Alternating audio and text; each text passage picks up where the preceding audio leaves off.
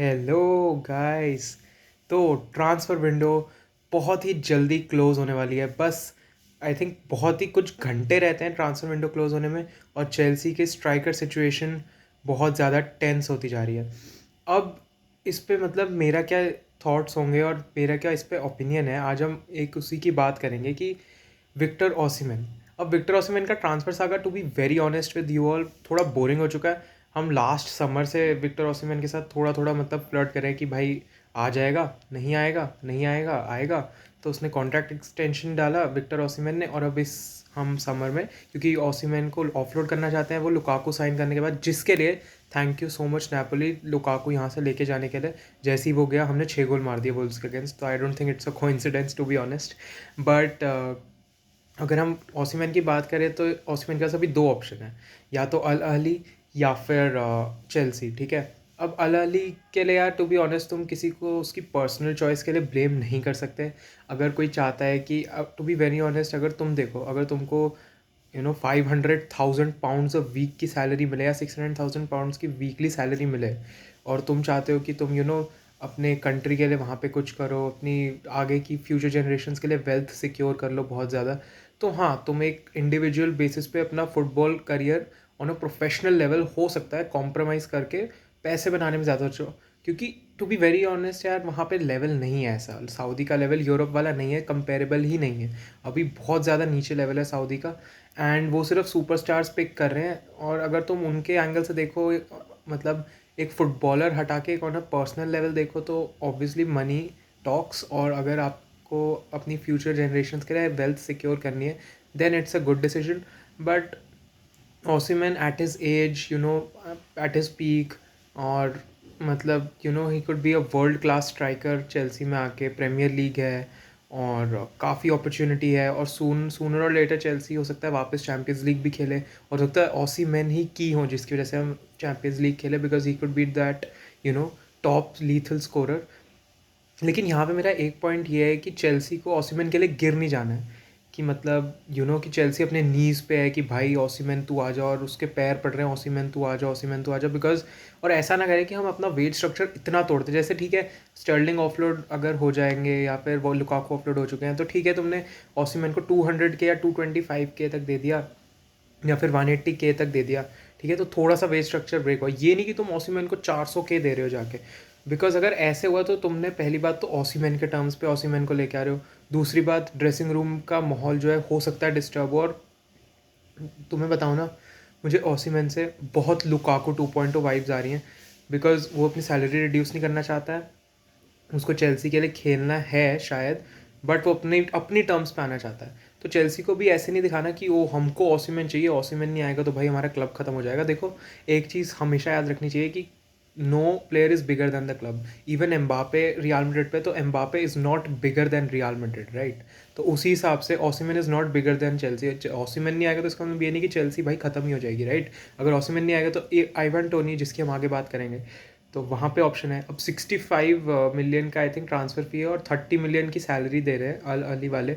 तो ऑब्वियसली वो 600 के पर वीक है, जिसके साथ चेल्सी compete नहीं कर सकती है। क्यों देंगे हम उसको 600 के? भाई वो हार्लैंड तो है नहीं, मेस्सी तो है नहीं, है ना। और उन्हें सीरिया में एक ही सीज़न में वो गोल्स मारे, उसकी डेटो जीता।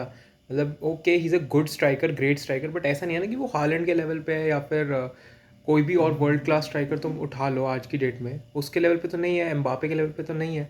तो वहाँ पे आई थिंक चेल्सी को बिल्कुल भी फोल्ड नहीं करना चाहिए, अपनी टर्म्स पे ओसिमैन को लाना है तो ले आओ, अगर आता है तो ठीक है, वरना हमारे पास और बहुत टारगेट है, जैसे इवान टोनी और विक्टर ग्योकेरेस भी अच्छे स्ट्राइकर है, मेरे को पर्सनली काफ़ी अच्छे लगते हैं। तो अगर हम आइवान टोनी की बात करें तो यार टोनी के बहुत एडवांटेज हैं। आई थिंक ओसिमैन के साथ थोड़ा एटीट्यूड प्रॉब्लम हमको हो सकता है। ओसिमैन, वही मैंने तुमको कहा ना, थोड़ी वाइब उससे अच्छी नहीं आ रही है अभी के लिए। टोनी का मेरे को क्या है कि टोनी देखो प्रीमियर लीग प्रूवन, अब ऐसा नहीं है कि टोनी और ओसिमैन में बहुत गैप नहीं है।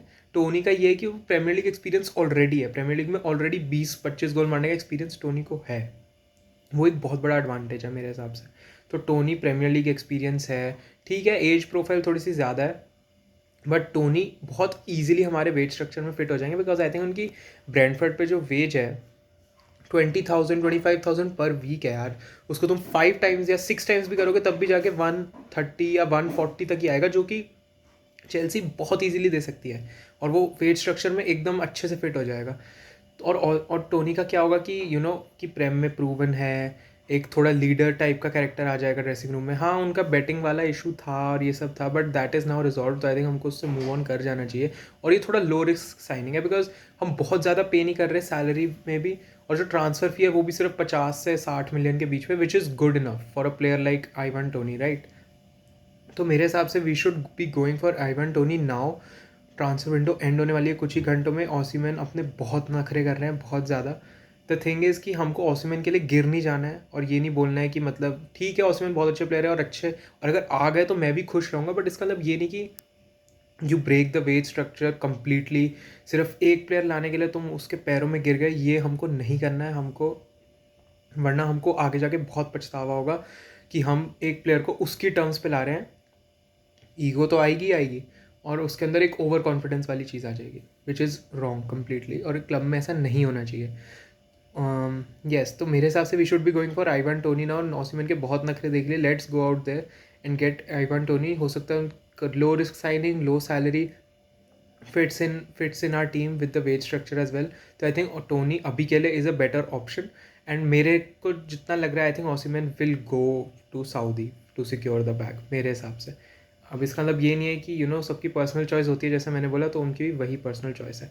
और ट्रांसफर न्यूज़ में बात करें तो पेट्रोविच स्ट्रासबर्ग चले गए हैं लोन पे, which is a good move. I think Petrovich has been a very good keeper for us पिछले सीजन भी, बट इस सीज़न में उनको अनफॉर्चुनेटली मौका नहीं मिल पा रहा है। तो अच्छा किया हमने उनको लोन पे वहाँ भेज दिया 1 साल।